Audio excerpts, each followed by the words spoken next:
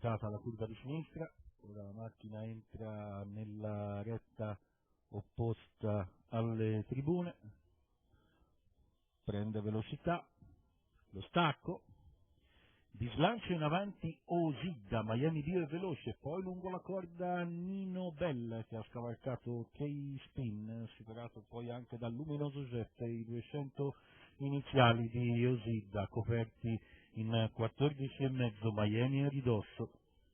In corda Nino Bell, a largo Marco Egral.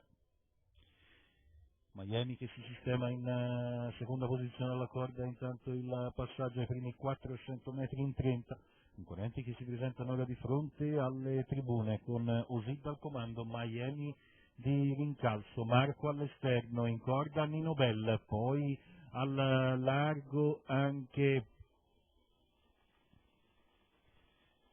Noras Pride Plo che si trascina Lucio di Jesolo.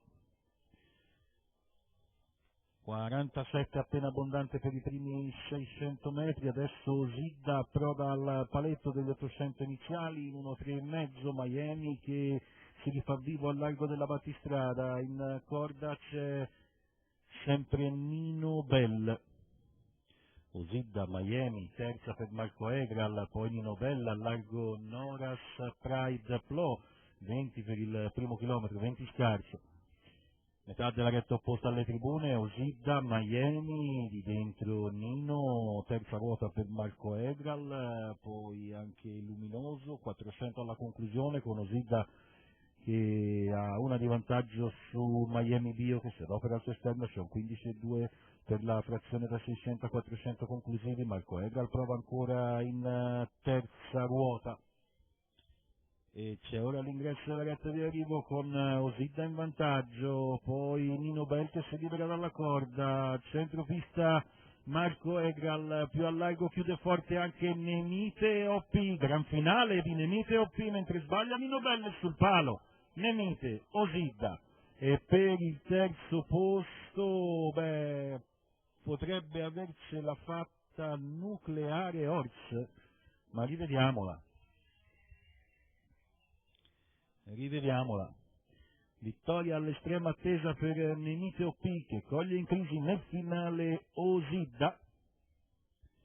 Osidda vediamo ancora qui in vantaggio, poi c'è la rottura a ridosso di Osidda di Nino Bell, al ciglio esterno eccola Nemite che finisce a velocità doppia, confermando tra l'altro la bella impressione che aveva destato a Torino con quel piazzamento.